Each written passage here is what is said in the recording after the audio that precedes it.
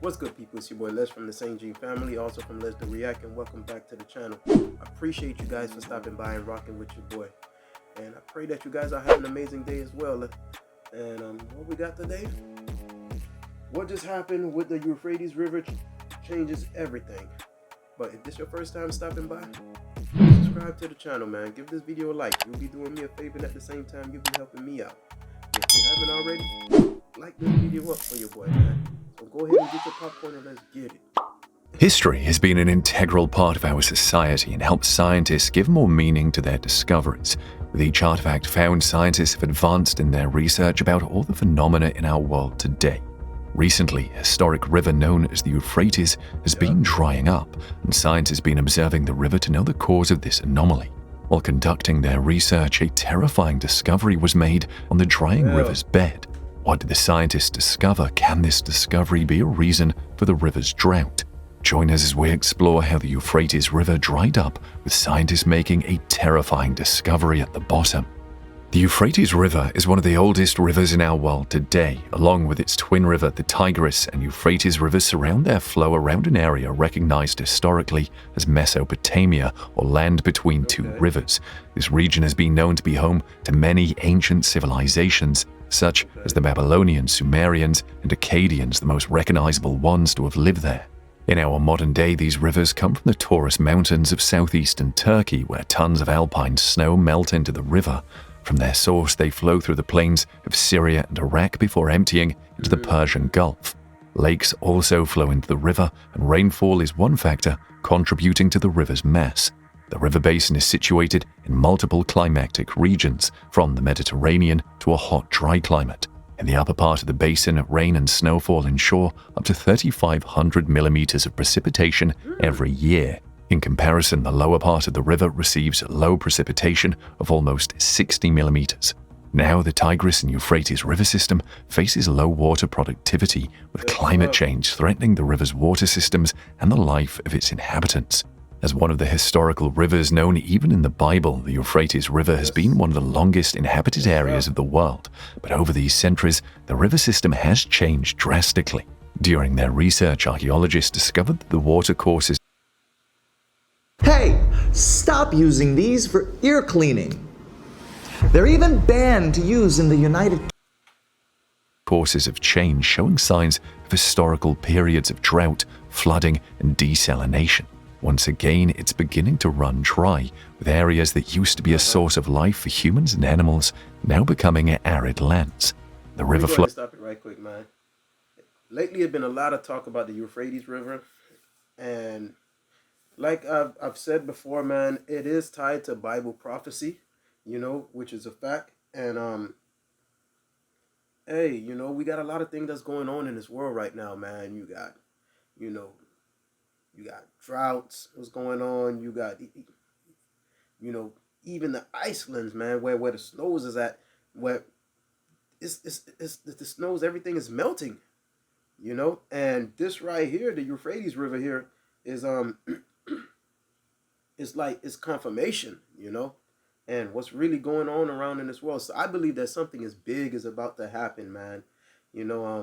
I believe that the earth is really, the earth is crying out, but you guys let me know what you think, man. Go ahead and comment down. Let me know what you think of this video, man. All right. If it's facts, fiction, what you think of it. Flows across Turkey, Syria, and Iraq, with each riparian nation providing a substantial amount of water that flows into the river. However, Turkey stands as the primary distributor. Since the river's history, it has been used for several purposes. Even today, the Euphrates River serves as drinking water for the local drinking population, irrigation, for agricultural development, industrial applications, and recreation. Because of the importance of this river, the three riparian countries strike a deal for the proper utilization of the river. This shows that the river is essential for the welfare of all neighboring countries that the water surrounds. In the 1960s, Syria, Turkey, and Iraq began to investigate harnessing water resources. They needed to increase their use of the rivers, which led to modernized water development projects built on the Euphrates River. At the project's commencement, most water development projects were only done to curb flooding regularly on the rivers. Shortly into the flooding projects, they ventured into hydropower and focused more on drinking water initiatives. As each nation developed, the population's thirst for the use of water increased. As a result, competition for water became a problem. This made Syria and Turkey build dams against floods and serve as backup for droughts. With each construction, competition between the countries became hotter. Flood projects in the riparian nations were hastily converted to irrigation projects, and hydroelectric power plants were also not left out of the equation. With the construction of these projects and power plants, demands increased further because they became significant drinking water sources. The draw on the water was made more intense by the natural evaporation that occurred whenever the two rivers crossed arid plains in Iraq and Syria. Also, the development of dams on the river exacerbated water loss. Although these countries had similar objectives, security, provision of water supply and sanitation, food and hydropower energy, but despite the similar objectives, they processed their plans on a national scale, achieving the objectives by combining... One more time, man. I know. Wow. I didn't actually know all that, man. Honestly, man. So, this is like a teachable moment, man. Or should I say learning moment for us, man. Man. So all these countries, man, they coming together, they fighting, man. Cause, hey, this Euphrates River, it actually had, it have a purpose, Some they was using this thing to do business, as drinking water, part of their daily life, man. And now this thing is drying up, hey, it's really a drought on their end, they really feeling it, I'm just not hearing about it, but they really feeling it. Wow. Let me know what y'all think of this, man, because this is a big eye opener for me, man. I didn't know it was like that, but just my 2 cents. Let me know what y'all think, all right, guys? Resources just for their own populations. This caused enough tension in these countries it almost resulted in aggression. The situation became worse when each state took a more nationalistic direction due to the Ba'athist Party's centrism in the Syrian and Iraqi Ba'athist regimes. As a result, multiple dams were constructed from the mid-1960s to the 1970s. Among the dams constructed were the Tabqa and Keban dams in Syria and Turkey. The Karakaya and Haditha dams were also built from the mid-1960s to the late 1970s in Turkey and Iraq, respectively. The Turkish nation also had some development projects in its southeast region. As each nation was working towards its personal national development, the Ba'athist governments in Syria and Iraq started to focus on agricultural progress. The projects they embarked on required huge water, such as land reforms and large-scale irrigation projects. Alongside, Turkey also launched the Southeast Anatolia Project, or GAP as known by its Turkish acronym. GAP was announced in the 1980s to boost the hydroelectric power and irrigation of Turkey's poor southeastern regions. This project brought about the construction of 22 dams and 19 power plants all over 9 provinces. The dams were built to prevent flooding and provide irrigation, hydropower, and drinking water to transform the economic situation in the country's southeast for good. Due to these events, Syria and Iraq reported that the Turkish government limited the flow of the Tigris and Euphrates to achieve its goals. However, some biblical scholars believe that the reason why there is a drought in the This game, you're not ready for it. The ancient river of Euphrates and Tigris is because of Christ's second coming. This is because the book of Revelation in the Bible shows proof. After all, the Euphrates River was mentioned. They claim that the end time is near since it was documented in the Bible. According to the book of Revelations, the 6th angel poured out his bowl on the great river Euphrates, and its water was dried up to prepare the way for the kings from the east. In a different biblical reference to Revelations 9:14, the book read, "Release the 4 angels who are bound to the great river Euphrates." These were the words said by a voice that John heard from the 4 horns of a golden altar, which was talked about in Exodus 27:2. Demons are known to be fallen angels that are often bound in the chains of gloomy darkness. The Bible also identified these angels bound to the bottom of the great Euphrates River as demonic beings. And surprisingly, the great Euphrates River, which has supposedly helped these fallen angels for thousands of years, has an infamous relationship to human sin. To back up this claim, it is documented that the first murder was allegedly committed near the Garden of Eden, close to the Euphrates region. Let me start it once again, man. Man, that, like I said, I mentioned earlier, the Euphrates drying up, it ties to Bible prophecy, and it's pretty good, you know, it's good that this, that they mentioned that, you know, because that's the only thing that I can actually basically speak on. But other than the things that was mentioned earlier about, you know, how they use it for businesses and how they was, you know, they had to come together in alliances, you know, to get some use out of this water, you know, this the river, you know, but this is what I really actually know about it. But if you guys are not familiar with your scripture, it goes in depth about this. You know, it give us a glimpse of what will happen. You know, what's to come. You know, what's to come when the Euphrates River would actually dry up. But let me know what you guys think of it. If this is your first time hearing of this, or this is fairy tale to you guys, man. You guys are entitled to your own opinion. Let me know what you guys think of it, all right? Comment, let me know what you guys think. There have also been speculations about strange voices being heard beneath the drying river. This gives Bible scholars more belief that the phenomenon happening with the Euphrates River is a sign of Christ's second coming.